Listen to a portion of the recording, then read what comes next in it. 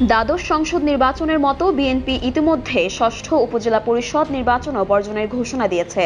তবে দলটি শুধু নির্বাচন বর্জনের ঘোষণাতেই সীমাবদ্ধ থাকবে না, কর্মসূচি নিয়েও মাঠে নামবে। এক্ষেত্রে বিগত জাতীয় নির্বাচনের মতো একই কৌশল অবলম্বন করবে বিএনপি। নিজেরা দলগতভাবে ভোট বর্জনের পাশাপাশি জনগণকেও ভোট বর্জনের আহ্বান জানাবে। আর ভোট বর্জনের এই আহ্বানকে একটি ক্যাম্পেইনে রূপ দিতে চায় তারা। ক্যাম্পেইনের অংশ হিসেবে জনগণের মাঝে লিফলেট বিতরণ করা হবে। এছাড়া যেসব এলাকায় নির্বাচন হতে যাচ্ছে সেখানে পথসভা, হাট সভা সহ সাংগঠনিক কর্মসূচির মধ্য দিয়ে জনগণকে ভোটদানে নিরুৎসাহিত করবে। গত বৃহস্পতিবার রাতে দলের বিভাগীয় সাংগঠনিক ও সহ সাংগঠনিক সম্পাদকরা উপজেলা নির্বাচন নিয়ে বিএনপির হাইকমান্ডকে ভার্চুয়ালি এমন প্রস্তাবনা দিয়েছেন।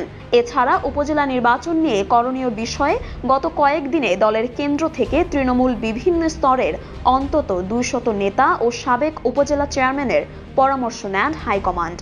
সেখানেও তারা অনুরূপ পরামর্শ দেন বলে জানা গেছে। বিএনপি মনে করে 10 বছর ধরে দেশবাসীর মধ্যে এমনিতেই নির্বাচন কেন্দ্রিক ভোট বিমুখতা রয়েছে।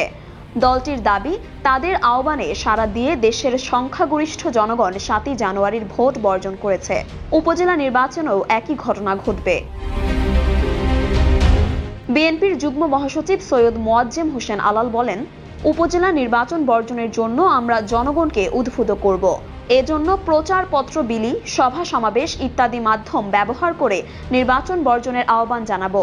এদিকে উপজেলা পরিষদের প্রথম দফার নির্বাচনে যারা দলীয় পদে থেকে মনোনয়নপত্র জমা দিয়েছেন তাদের প্রত্যাহারের জন্য নির্দেশ দেওয়া হয়েছে।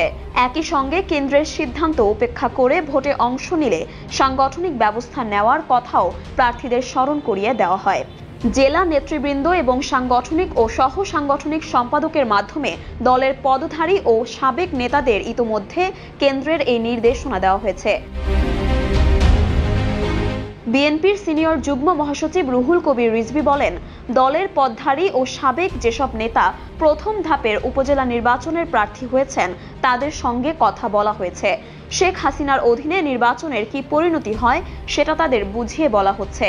ইতোমধ্যে অনেকে প্রার্থিতা প্রত্যাহার করেছেন, বাকিরাও যথাসময়ে প্রত্যাহার করবে। এক প্রশ্নের জবাবে তিনি বলেন, আমরা উপজেলায় প্রথম ধাপে প্রত্যাহারের শেষ দিন 22শে এপ্রিল পর্যন্ত পর্যবেক্ষণ করব। তারপরও কেউ ভোটে থাকলে দল তখন তাদের ব্যাপারে সাংগঠনিক সিদ্ধান্ত নেবে। বিএনপির এক সাংগঠনিক সম্পাদক জানান, উপজেলা নির্বাচন বর্জনের কর্মসূচি নিয়ে মাঠে নামলে দলের প্রার্থীদেরও নির্বাচন থেকে বিরত রাখা যাবে। জানা গেছে 22শে এপ্রিলের পর থেকে বিএনপির জনগণকে ভোটদানে নিরুৎসাহিত করার এই ক্যাম্পেইন শুরু হতে পারে। সেখানে ভোট বর্জনের কারণগুলো লিখিত ও মৌখিকভাবে জনগণের কাছে তুলে ধরবে দলটি। আর লিফলেটে ওই বিষয়টি ছাড়াও এক দফা দাবি এবং সরকারের দুর্নীতি, লুটপাট ও দ্রব্য মূল্যের ঊর্ধ্বগতির বিষয়টিও তুলে ধরা হবে। সাংগঠনিক সম্পাদকদের ভার্চুয়াল বৈঠকেও সারা দেশে দলের সাংগঠনিক অবস্থা নিয়ে আলোচনা হয়।